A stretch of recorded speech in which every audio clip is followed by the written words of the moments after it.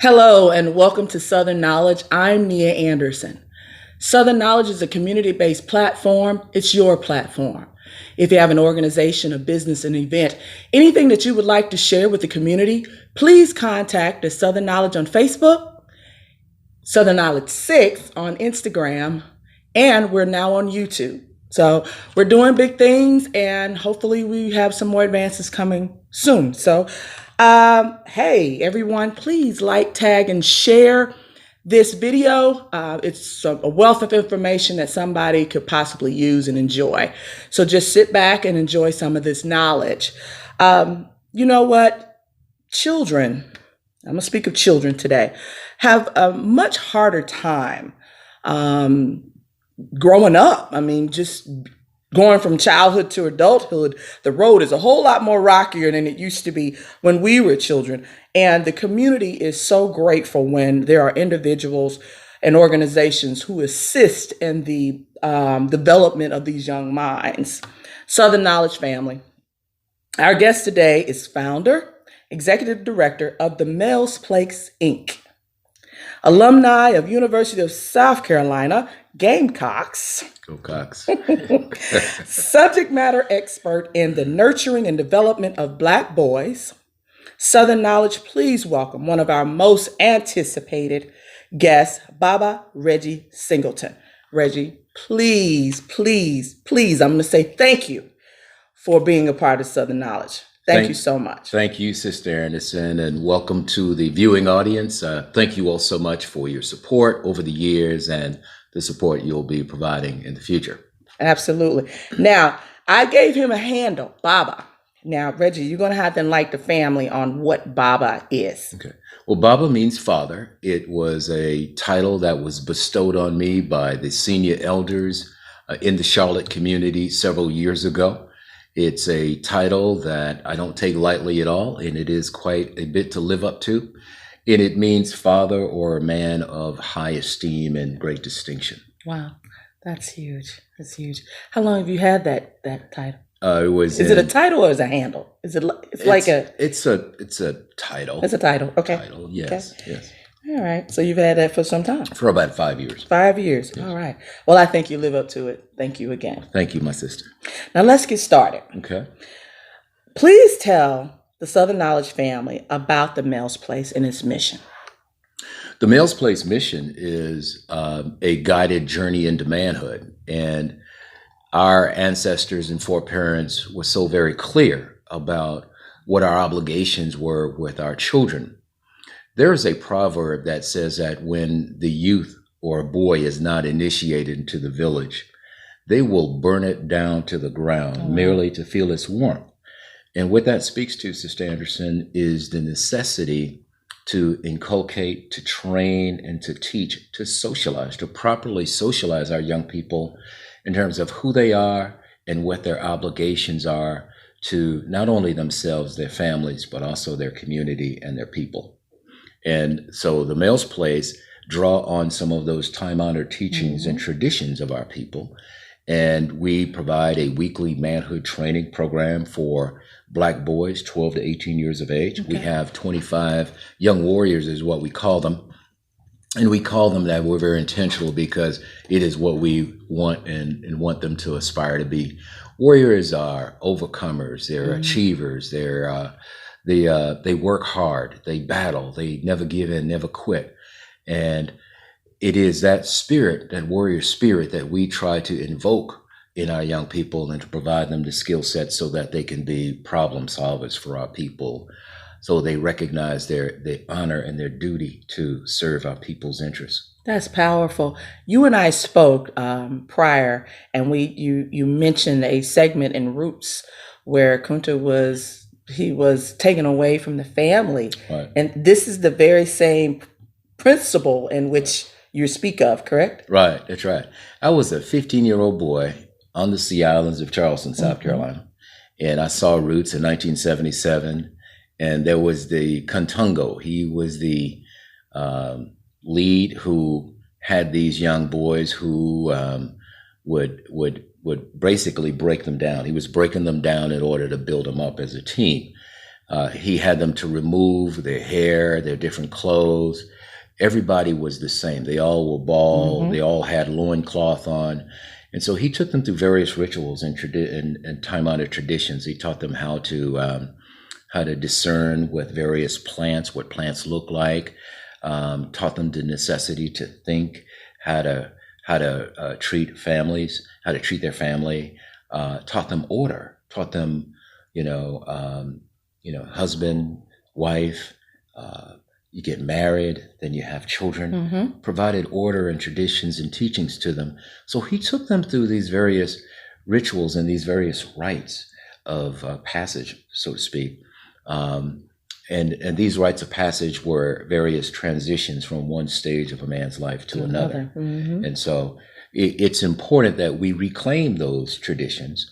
Many of who believe that that's old and in the past and it's not useful, it's not practical anymore. But I think the answer lies in the past. Mm-hmm. I think we need to reclaim and enculturate many of our young people with some of those instructions. There were 4 basic institutions in our family that helped to socialize our children, and they were primarily the family, the community, the school, and the church. Mm-hmm. And they worked cooperatively to properly pro-socialize our Yes. people. And when we know that when we don't pro-socialize, there is the anti-socialization. Mm-hmm. And so we see a number of anti-socialized young people who are literally burning our village to the ground right now. And we're looking for answers outside of our communities, but the answers lie within our community. It's a matter of us organizing and pulling ourselves together and reclaiming some of those time-honored answers that's in the past. Wow. You mentioned the word pro-socialize. Now, I'm 100% familiar with the anti-social, but the pro-socialize, that word it should be used more readily because it's truly important to do that. Right. Truly important. When was the Mel's Place founded and how was it created? The Mills Place actually came out of the Mecklenburg County Health Department program.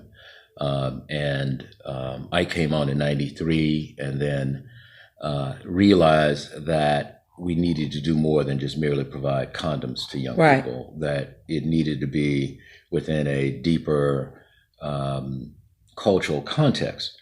And so I was more interested in the development of our people and not just the disease prevention or pregnancy prevention, and those are important.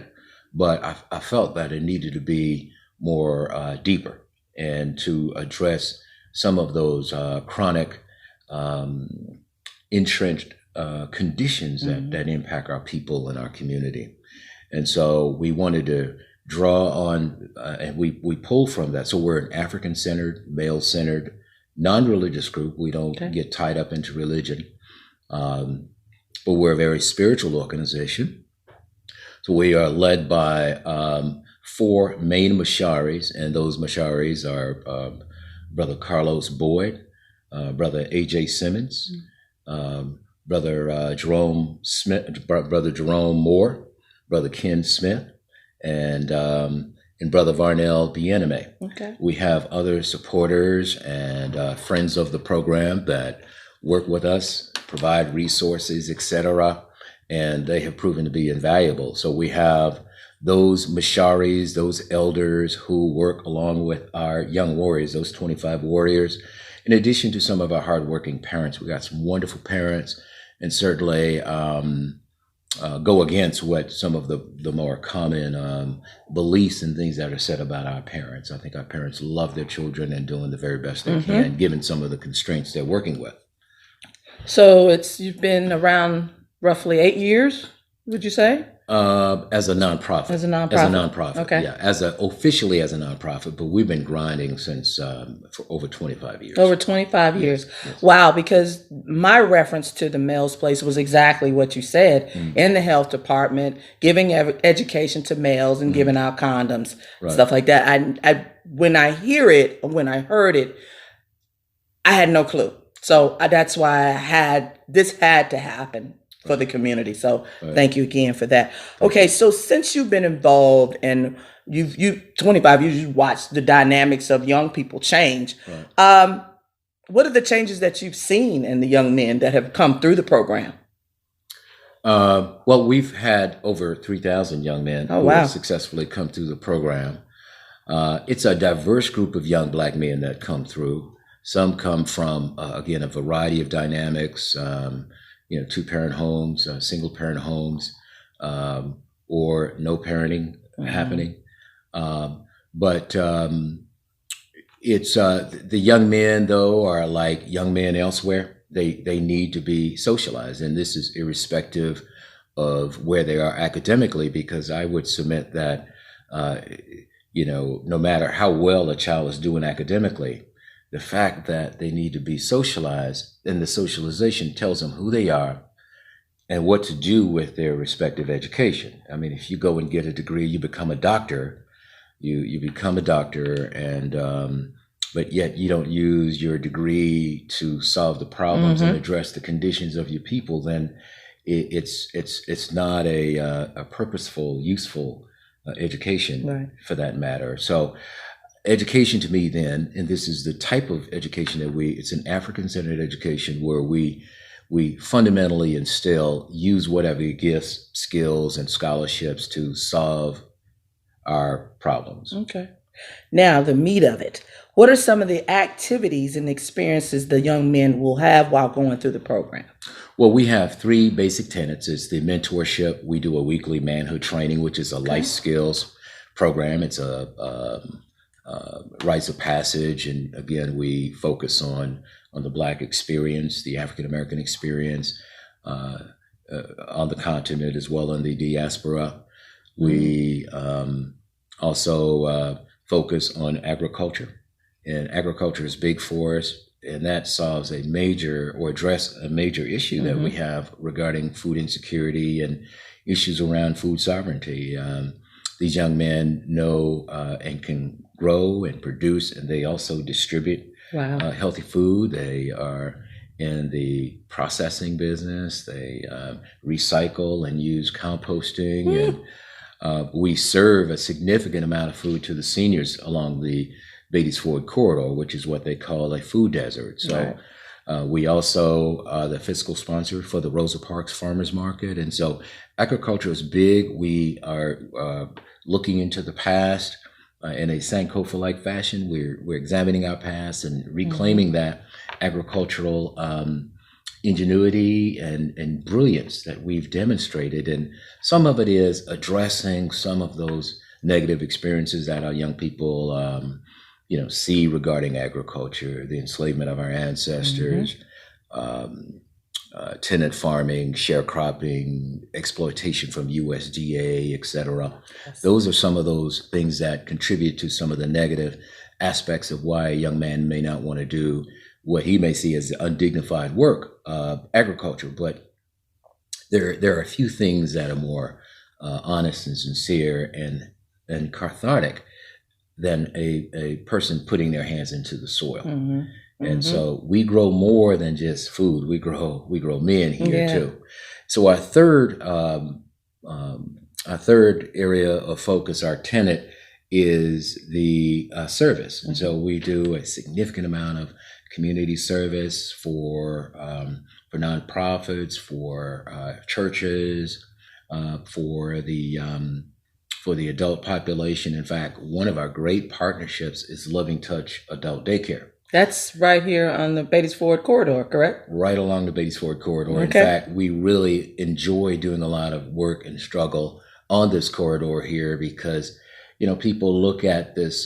This is the heart of Black Charlotte, but people unfortunately look at it from not from a strength perspective, but from deficits and disparities and everything else. But there are beautiful people along this corridor, and we love serving the larger Charlotte community as well, but particularly this Beatties Ford Road corridor.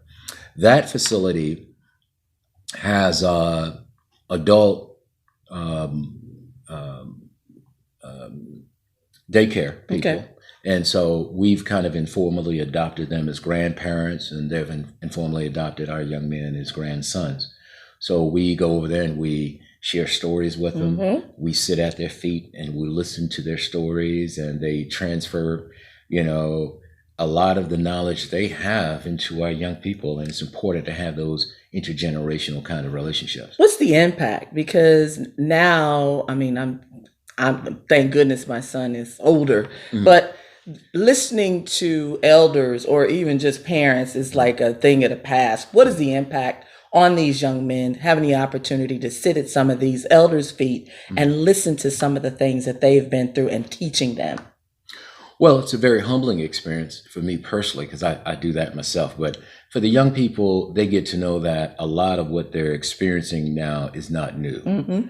And so some of the answers to things they may be coping with on a day-to-day basis, they get to hear that those answers lie in the past. They lie in the,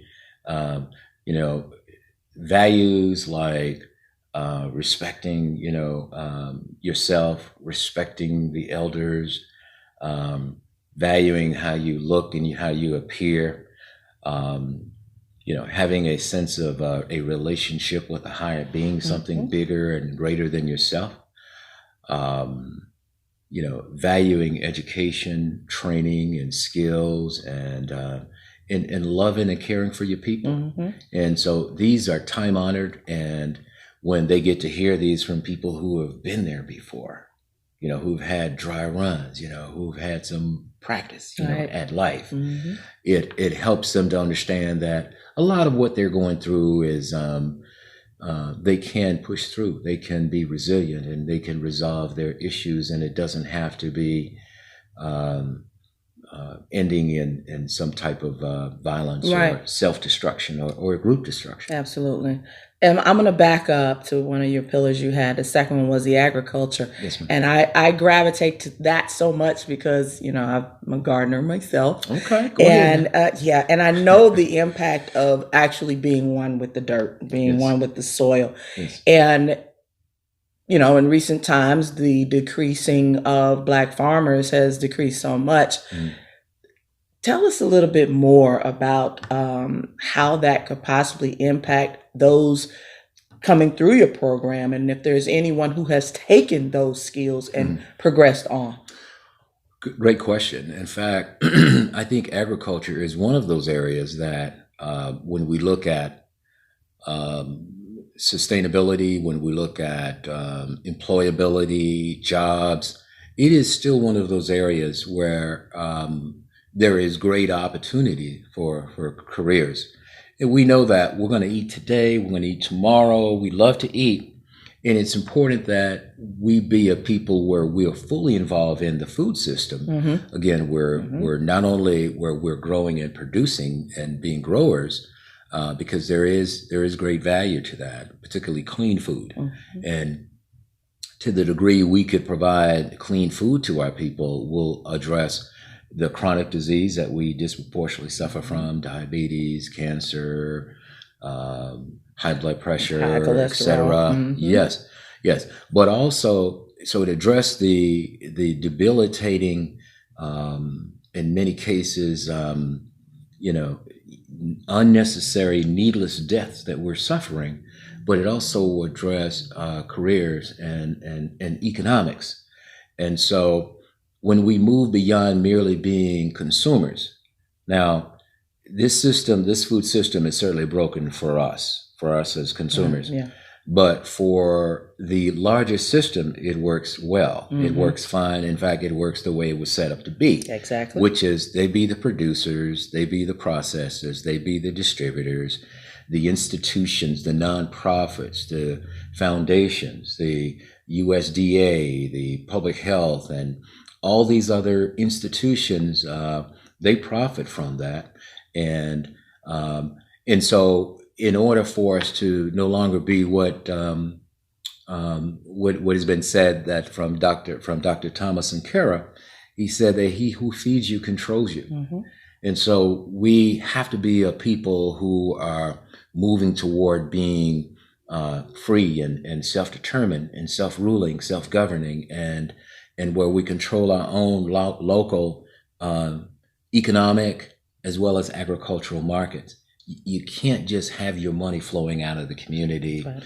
And our children are going to be disenchanted. They're going to be frustrated. And just like the burning of the village, they will turn on us if we do not provide the economic opportunities and the economic structure for them to be self-sufficient. And I can't say that enough, because some people believe that it is merely, all we need is to just put a large grocery store in our community, or just put large farmers markets in our community, or put the mobile trucks bringing food into our communities, or dumping SNAP or whatever. Those are part of the answers, but the fundamental sustained response has to be where the people from our community are profiting off of all of those respective entities within the food system. Because, I mean, why should someone else profit from your needs? And so our young people see this, and again, they're disenchanted and they're frustrated that we don't create jobs for them. Right. So we take our money, we consume, and it goes out of our community. It does. These outsiders don't reinvest in our communities, and our children do turn on us. And now everybody's up in arms about the level of violence, and they see us as purveyor of violence. But until we're able to reclaim the minds and control our children, we have to bring them under control. Then we will continue to see the types of numbers of violence and despair that we see. Y'all see, Reggie is a wealth, and I'm going to have him back to speak on some more things. But I really want to get back to that Rosa Park farm that you guys do. But before I do that, I asked a question: has there ever been a individual who has taken the agricultural piece one step further that came through the program? In fact, I got a young man now. His name is Denzel. I'll just give you his first name. Okay. Denzel's been in our program for 5 years. Okay. An exemplary young man.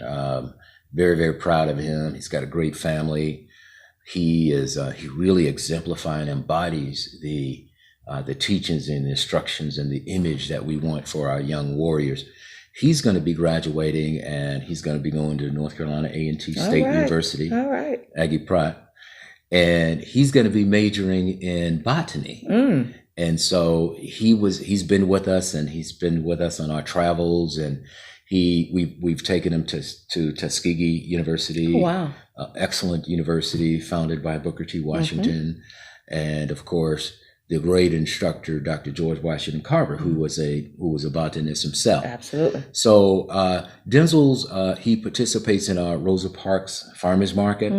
He does a lot of the sales and transactions. In fact, happy birthday, Warrior Queen, Rosa Parks. Her birthday's today. Yes. Oh, wow. And so Denzel participates in that on all levels. He's a great leader. And so he's just one example of our impact with these young people. Many of our young men go on and graduate from 4-year colleges.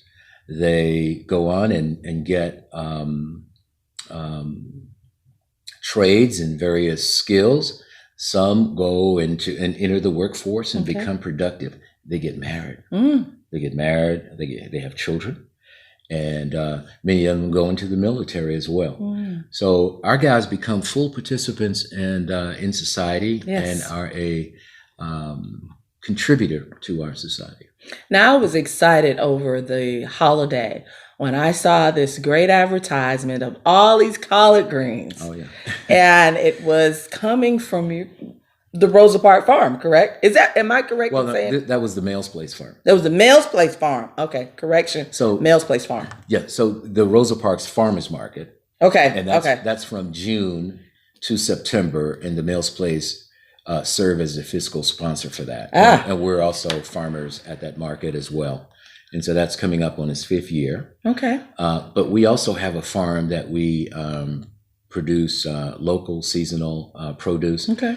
And we use that as a teaching farm as well. And we also partner with other Black farmers when we need to address massive amounts of like college. When we did the college sale, we were able to partner with a dear friend, Black farmer, Paul Brewington. Okay. So there is a number of ways to meet the needs of our people, but we want to, through solidarity and through cooperative economics and the spirit of collective work and responsibility, we think that we should use all of what is at our disposal to meet the needs of our people. Absolutely. Now I'm going to get to the meat because I know everybody wants to know the age range. How can I get my son involved? How big are the classes? How long are they? Reggie, give us the whole. Okay.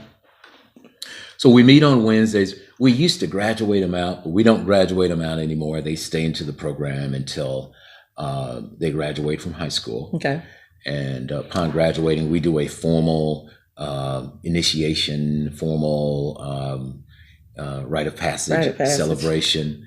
And so the ages are 12 to 18. Okay. And we meet every Wednesday from 6 o'clock to 8 o'clock, and then on Saturdays from 8 to 10. We have a very rigorous curriculum, have a very rigorous program, and the elders work very hard with our young people. And for those parents that are very serious about the development and the nurturing of their sons, they should reach out to us. And for those who don't have children, should reach out to us to support us. Right. Now, we do a lot of self-sufficient fundraising activities, and we have great friends and supporters and sponsors. But we've proven, we got a proven track record over a very consistent period, that we've been able to do this incredible work with the support of all these wonderful elders, those that are here and those that have moved on.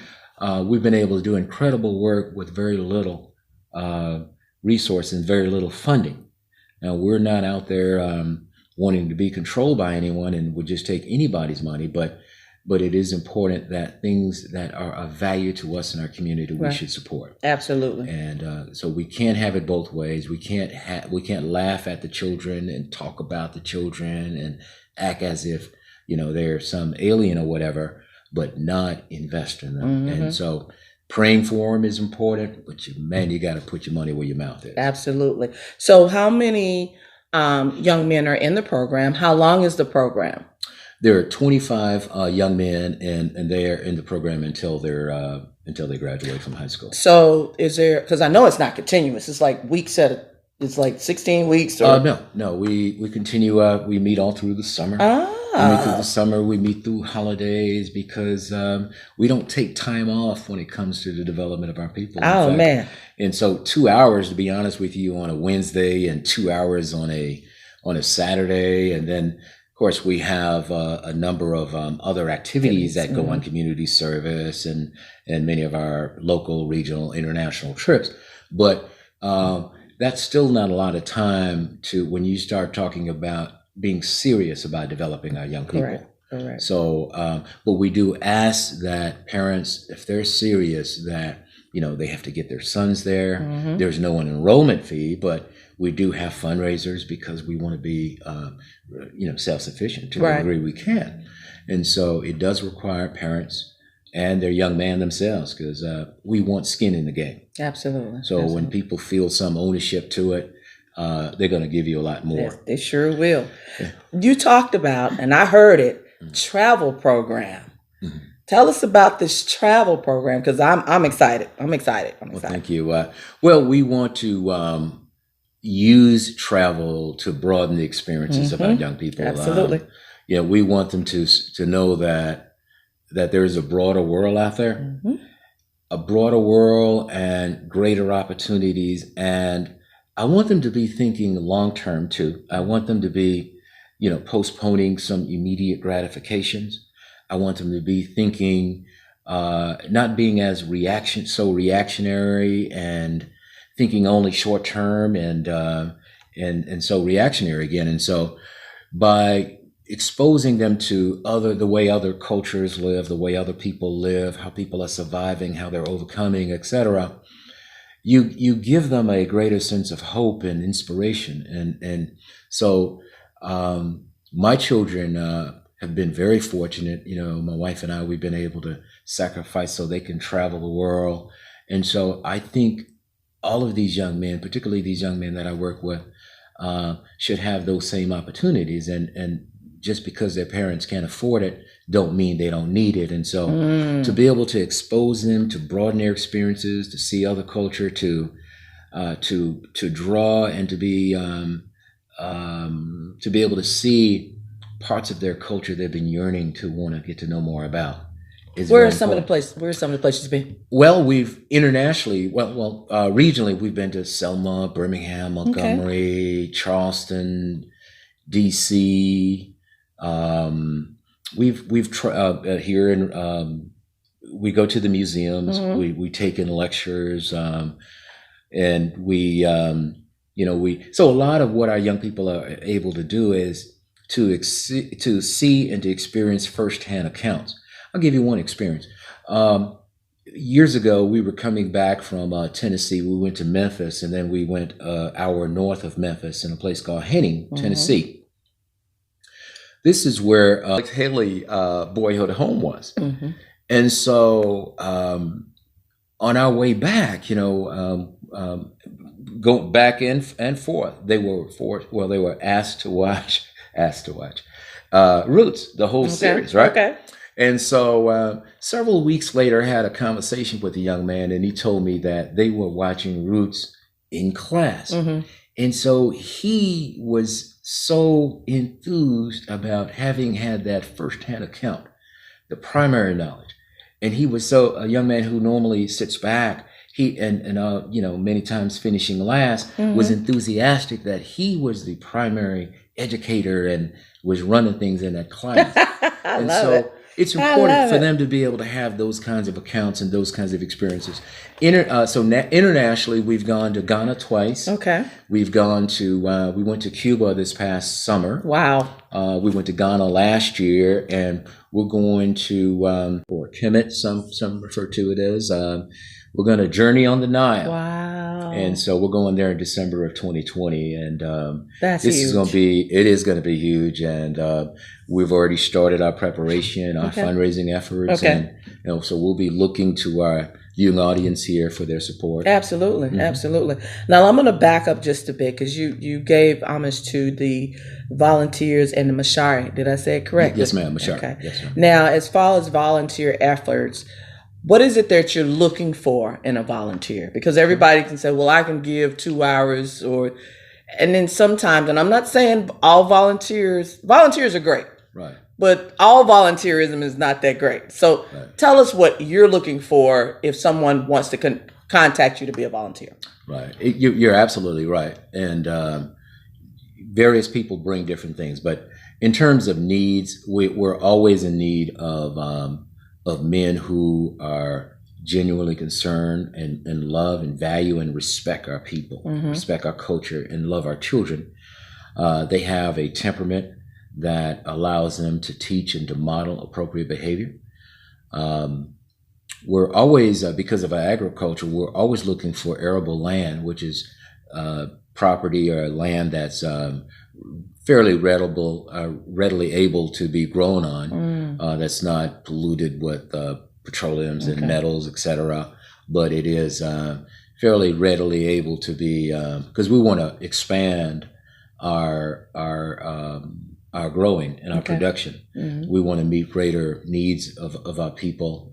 So men themselves, we need investors in us. We need people who would be willing to contribute to us on a weekly basis, on a monthly basis, who will make donations on behalf. We're a nonprofit 501c3, so it is tax deductible. We're also looking for, we want to be able to better meet the needs of those who are not, some of the seniors who don't have means of getting to our farm. We'd like to be able to transport that out. We're looking for trucks that's refrigerated that we could use. People could leave, they could write us into their wills. We're also, a lot of our young people come to our program hungry. And again, this food insecurity is real because we grow food and, of course, but to have food that's readily able and for consumption is important as well. I have a very dear friend, James Buzzell, who is the owner of Mert's Heart and Soul. He provides foods for us three Wednesdays out of a month. Oh, nice. But on the first Wednesday and the fifth Wednesday, we don't have foods provided for us. And so somehow our parents and some of the other loved ones of our program, like Sister Bernice, they find a way to make it work. They find a way to make it happen, So food, you need to be able to feed these young men on the 1st and the 5th. As well as on Saturday mornings. And Saturday morning. Yep, Saturday morning. So healthy food options would be great. If someone's interested in picking up the expenses for 35 people on Wednesday, on the first Wednesday and the fifth Wednesday. Awesome. Y'all hear that? We need your help. Reggie, how can the community, we just talked about how the community can help. So yes, I've already asked that. Well, he answered that question before I asked it. Tell us, how can we contact the Mel's Place? Okay.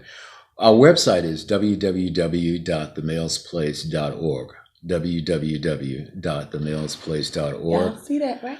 And the phone number is 704-713-3824. 704-713-3824. And on Wednesdays, for those parents and their sons that are interested in the program, it's just a matter of reaching out to us and let us know that you want to come by and to view our operations. We're fully transparent and want you to see how we do things. Again, we're not a program for everybody because we do make demands on the young man and the families, and we're big on accountability. And so, but we do want people to know we value their sons, and which is their most precious investment, for most parents. And so, as Black men, we feel it is our obligation, and I speak on behalf of the Misharis and those who support our program. We feel it's our biggest obligation and duty, which is to help to train up and to pour into our young people, whether they're our children or not. Awesome. Well, Southern Knowledge family, this was enlightening, and I hope everyone got something out of it. And these are the types of organizations and concepts that Southern Knowledge wants to continue to bring to the community. Because just like I said, the Mel's Place was more of a health department type contained entity that I didn't realize it had grown to something much better and much more needed in the community. And for those who continuously to say, what are we going to do with these young people? Right. So I commend you wholeheartedly. And thank you so much again for joining us in this. And hopefully we can get you back because you got a lot more to share. Oh, no doubt. I can go for hours. How much time you got? I know, Randy, no. So I want to thank you again. And I also want to thank everybody for joining into Southern Knowledge today. And if you're new to Southern Knowledge, welcome. Continue to come back and watch us and learn a little something because it's going to get more interesting every week. So once again, thank you for joining. And as we always say, knowing better equals doing better. See you next time.